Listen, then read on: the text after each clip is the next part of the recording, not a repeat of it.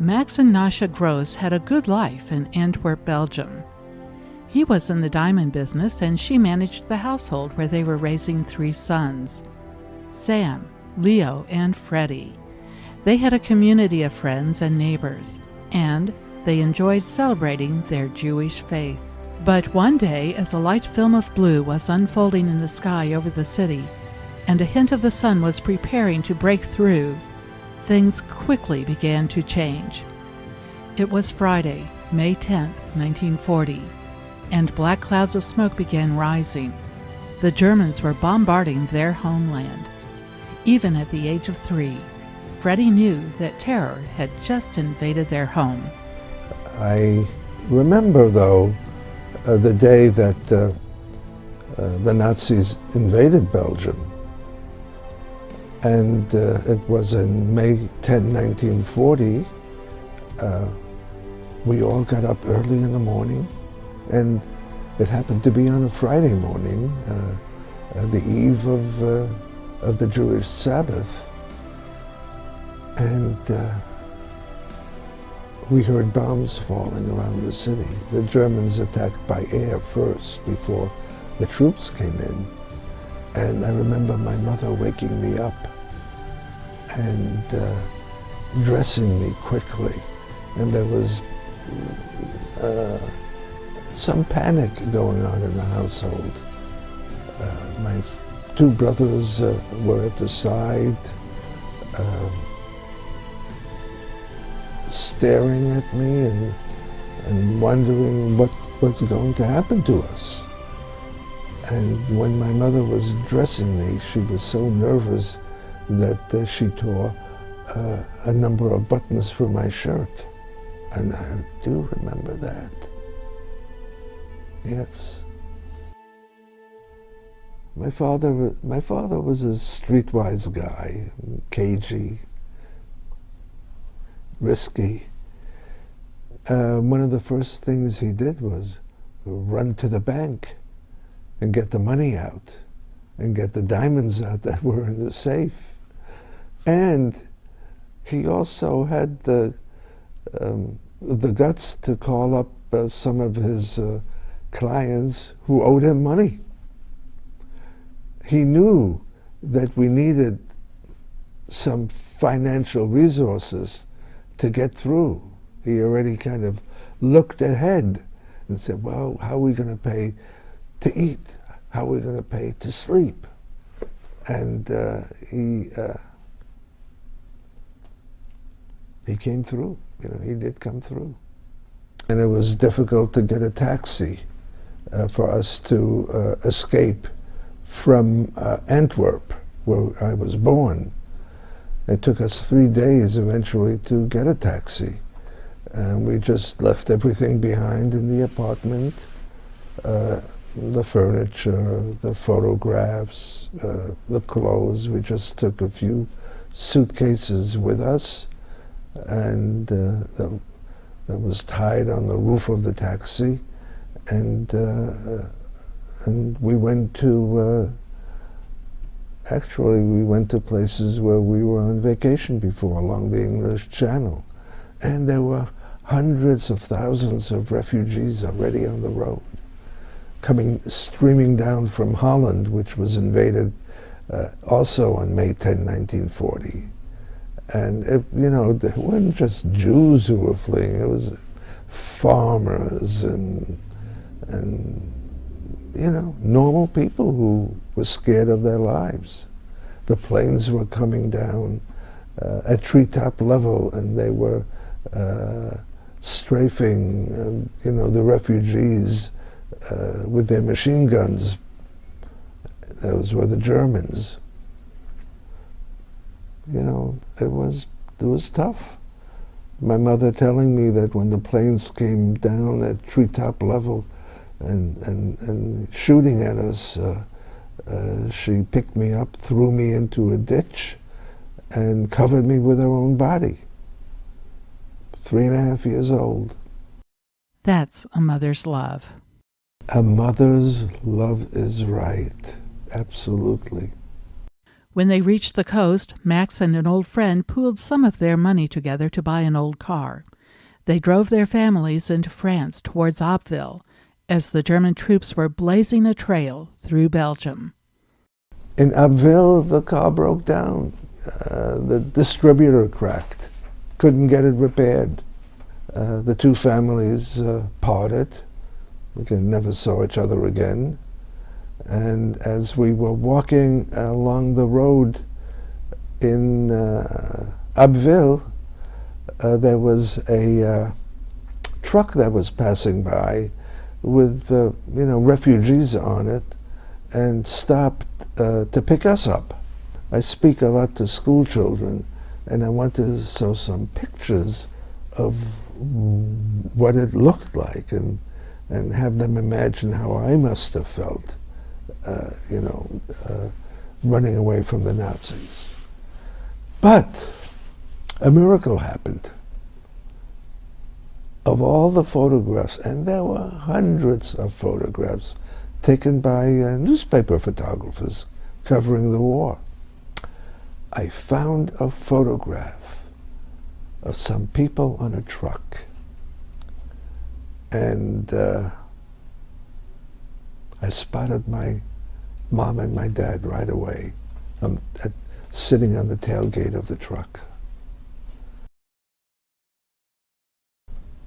And it was maybe a few days after that, we heard that France surrendered to Germany.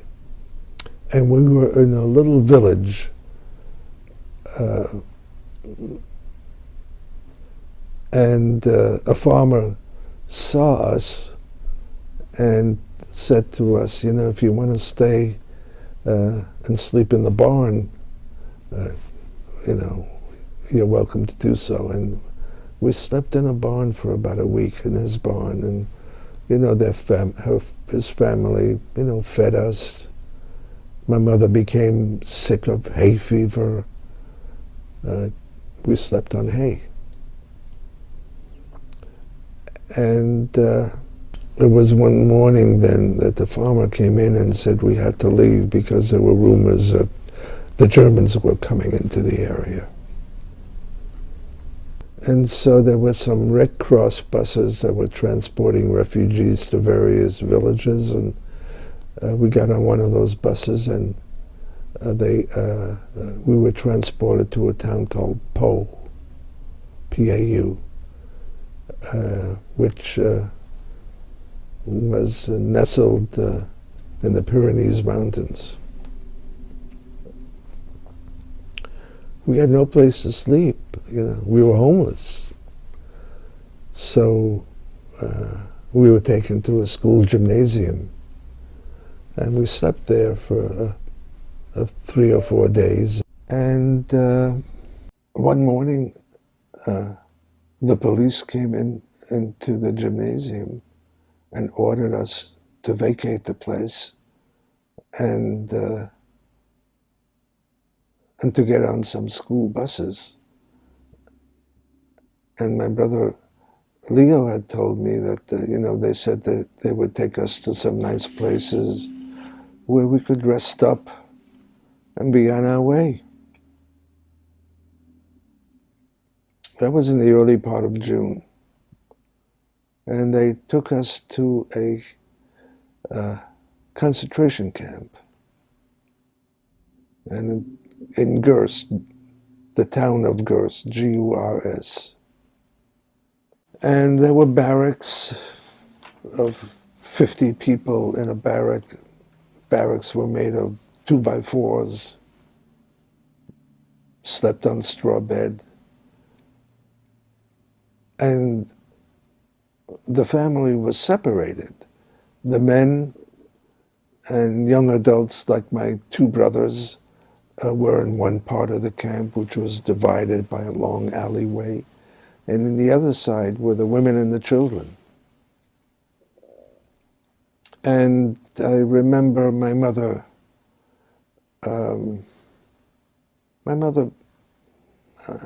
was scared whether we would ever see each other again. And she was frightened by the Nazis who did come in to inspect the camp to see whether they could transport more Jews into it, especially from the Rhineland, bordering the French border, which they did.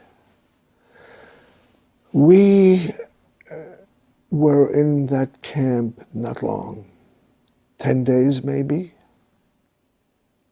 and that's because my brother Sammy, he escaped from the camp, 16 years old. He told the guard, and the camp was,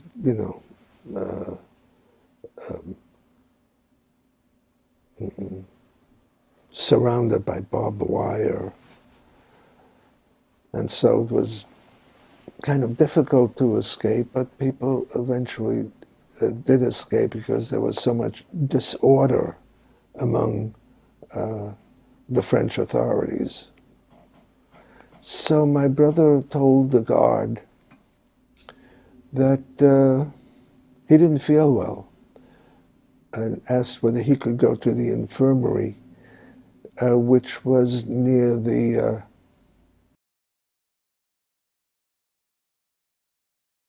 main entrance of the camp. So he saw that the entrance was not guarded, and he walked out. Didn't run, just simply walked out. Because if he had run, he would have cast suspicion on himself. And he was smart enough to realize that at 16 years old.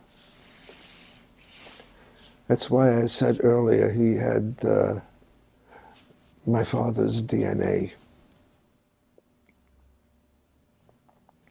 He hitchhiked a ride into a nearby town and got a hold of the village mayor and asked the village mayor how he could help get the whole family out of the camp.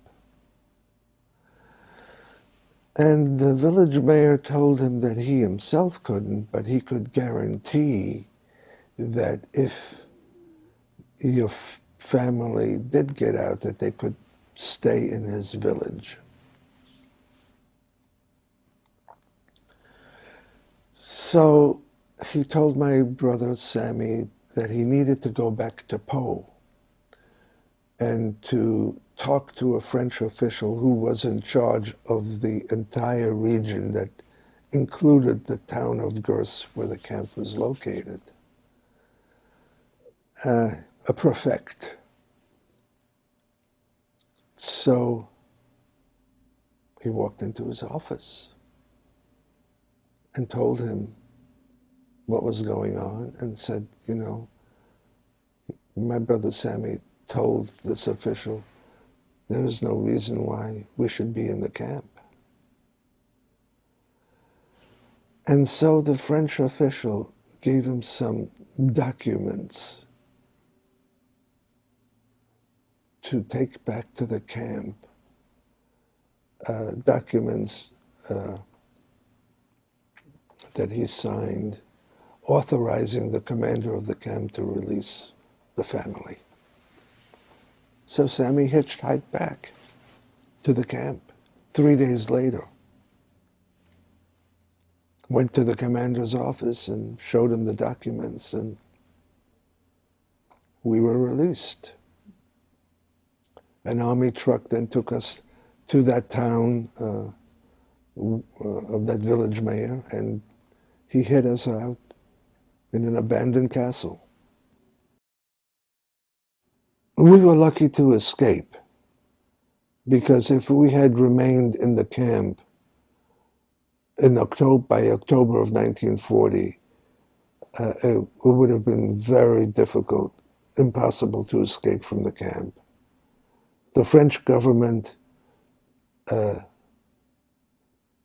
regrouped. The head of it was General Petain, who was a World War I hero. and his ministers were known anti-Semites. And it was then that France, whose capital was Vichy in the southern part of France, because the Nazis divided France into two. From the center on up, including Paris, it was the Nazis who administered that area. From Vichy on down, the southern part of France, it was a new French government that administered the area. And they readily began to collaborate with the Nazis, especially with regard to the Jewish question.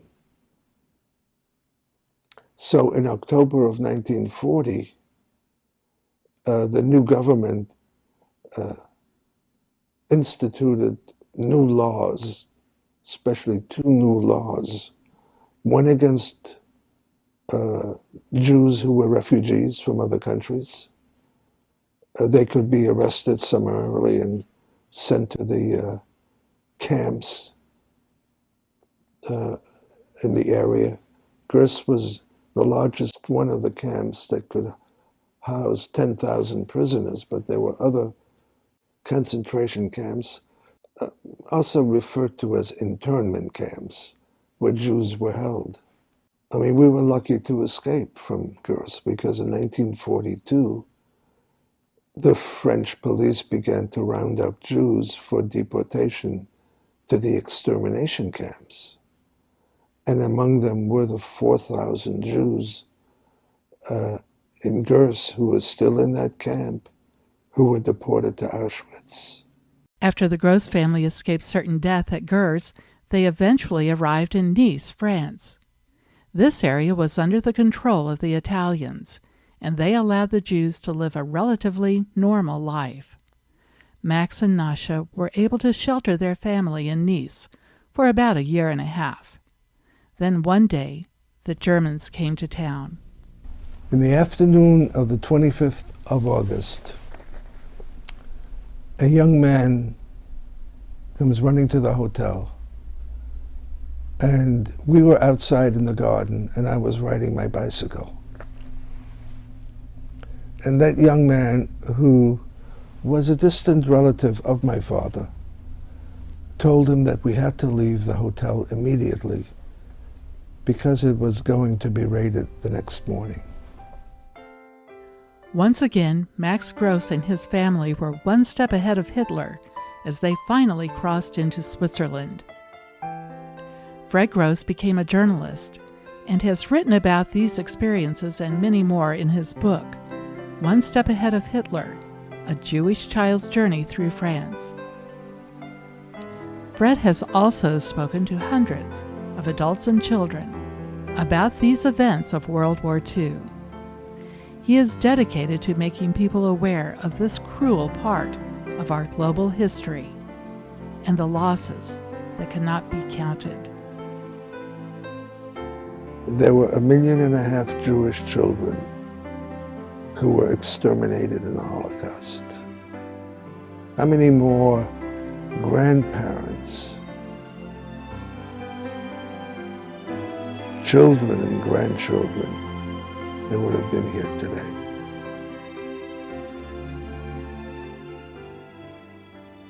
And that's my story.